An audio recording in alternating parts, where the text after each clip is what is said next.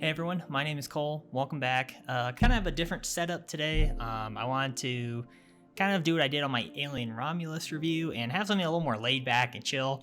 Because sometimes writing a script and saving hours of trailer footage behind the scenes to kind of capture the background can be a lot. So this saves me a lot of time and headache and stress. But today I wanted to talk about a new Netflix movie called Carry On, which I'm just going to be upfront with you, was excellent. I loved it. For a little context here. So, before I watched the movie, my buddy and I, my best friend, Isaiah, great guy, we did a drinking game to another Netflix movie called Hot Frosty, which I know what you're thinking. Cole, that's like a Christmas Hallmark movie. Why would you watch that? Because we have problems, okay? And to be honest, that movie fucked. I'm going to be honest. I thought it was hilarious. There was a few actors from The Office and Brooklyn Nine-Nine in there, and they actually killed it. There's a lot of funny jokes in it, and I don't know, I had a great time. I thought it was better than another Christmas movie, Red One, for example, which the budgets on those are completely different. But the drinking game, my God, I think we went through like a bottle of wine each. Yeah, we had wine. We really made a night of it. And before you call me an alcoholic, listen, I can quit whenever I want, okay? Anyway, so after that, I asked my buddy if he wanted to watch another Netflix movie called Carry On, and he was not interested because we got quite swifty during Hot Frosty. But yeah, so I decided to take the venture myself and watch Carry On, and I'm gonna be honest, it reminded me of another beloved, almost Christmas classic actually, which I have right here on VHS. And the case is a little messed up, but Die Hard, which is an excellent movie. I'm not sure if it's gonna focus on that. All right. And not to say I think Die Hard's a better movie than Carry On, of course, but it's still an excellent time. I think it was. Sometimes when I watch movies, I have this kind of thing where I say, okay, if this is something I would do, I consider it a good script sometimes because I enjoy my kind of writing. But not to like toot my own horn, of course, but I don't know, there's a lot of moments when I was watching the movie where I'm like, wow, that's actually really smart and unique. And if you don't know already, Carry On is a movie, I guess it's kind of like a drama thriller following a TSA agent as he is being threatened and blackmailed by a criminal who wants him to pretty much deliver this. I want to avoid spoilers as much as I can, but he wants him to deliver this kind of package onto this plane and pretty much ignore it. And it takes a lot of interesting steps with the blackmail, showing a lot of alternatives of why this character is in that situation. But yeah, I actually just had a really great time of it.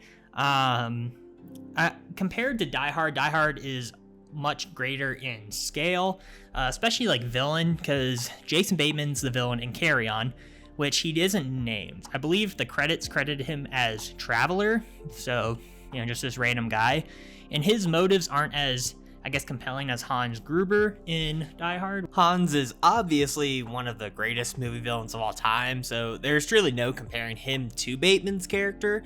Hans is intimidating, extremely intelligent, and has so much poise and prowess in every second of his screen time. Hans also finds ways to relate to other characters to show he is human, but he uses his genius to take advantage of others like the devil. That's one of the many factors that truly separates Carry On, which is a good movie, from Die Hard, which is one of the greatest classics of all time. I think my favorite part of Carry On is almost how it's like a chamber piece, which if you don't know what a chamber piece is, it's essentially a movie where the script or movie takes place in one location, which it's not entirely that. There's just a good chunk of the movie that is in that, which I really liked. Some of my favorite chamber movies are The Guilty of Jake Gyllenhaal, who's my favorite actor, absolute stud. The GOAT of, some may say, me.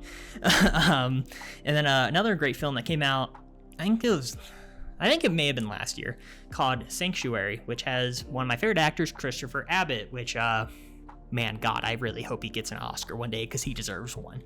It was really interesting because you'd be following this TSA agent as he was staying in this one location looking at the bags, and I had to have spent at least 20 minutes in that location where you had Jason Bateman talking in that character's ear, and I just thought it was really interesting how they made that dynamic feel fresh and not worn out or repetitive.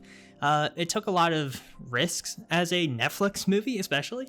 And I thought it was just excellent. There are a few gripes I have with just the movie in general. I would say that kind of chamber piece moment that I was discussing. The character, I've seen some complaints about it, but Taron Egerton, the main character, who's excellent. I can't believe he's not in more movies because I feel like he's one of the better younger talents. Well, not young anymore, but 10 years ago when he was in Kingsman, or however long that was ago, I don't even remember. He's just very underutilized. But anyway, in the movie, I noticed the other TSA agent was like right behind him on another computer, and he was almost he wasn't whispering, he was just blatantly talking with the other character behind him. And the entire time I was saying, like, how does this guy not hear him? And of course, mentally, I can personally be like, oh, I don't care, is what it is, movie kind of thing. I think it would be really awkward if you just had the main character being like, oh, I don't know, please don't kill my wife or anything, please don't. I feel like having his lips barely move would be pretty irritating or difficult to do. So I can kind of suspend my disbelief a bit just for the sake of that. But there was another weird scene. I have seen some people complain about it, which is completely warranted because I think it was kind of bad. I like the vision, but I just don't think it was executed well, was the car scene, which if you've watched the film, there's a scene where this FBI agent, who's kind of has her own plot line in the film that eventually connects and weaves into the main story. I won't spoil the twist, but she's pretty much fighting this guy in this car, and it goes into this really, maybe like amateur, kind of like one-shot action scene in the car, kind of wraps around the interior, and I get the vision, I understand it, but I don't think it works because the CGI looked really bad. Some of the action didn't make sense. It was just really over the top and took me out, and it looked terrible. So that kind of dropped the rating down for me, where I was like, not really a fan of this. Those were kind of my two main gripes, and I will have to say, actually, the ending was really underwhelming. I felt like it was building up to this climactic point, and it kind of went nowhere.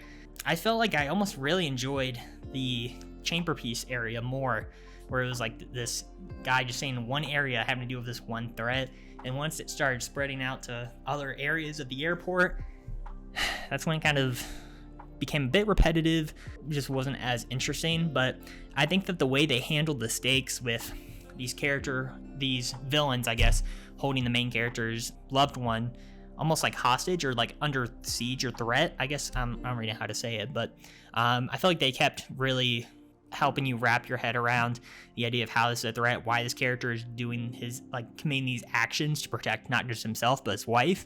It was very believable, and I appreciated it. And there's just a lot of nice and clever things, small details that you notice or things you don't even think about. For example, the TSA agent had an Apple Watch, and he was trying to record himself while he was talking to this guy that gave him the earbud, Jason Bateman's character. They had control of the cameras in the airport, so they saw that it was like recording the lines. So like, hey, turn your watch off, put it in the safe along with your phone.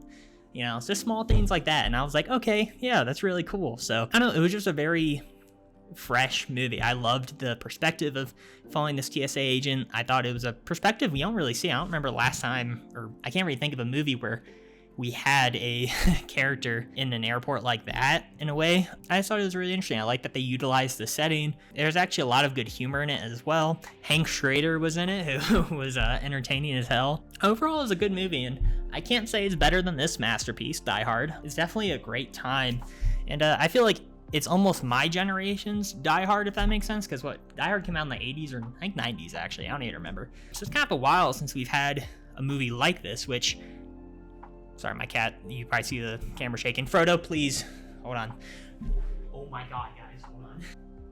Say hello to everyone. If you guys, this is my cat, Frodo. He's never actually been introduced. Say hi, Frodo. He was in my Sonic video, which if you are here because of that, thank you. I'm shocked that my random low effort yap is doing that well on YouTube. But anyways, where was I? But yeah, Carry On is kind of a movie where after I was watching, I'm like, man, they don't make them.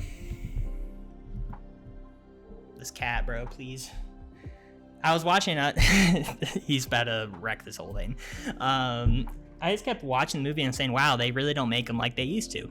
This is a movie that feels like it was born in like the 80s or 90s.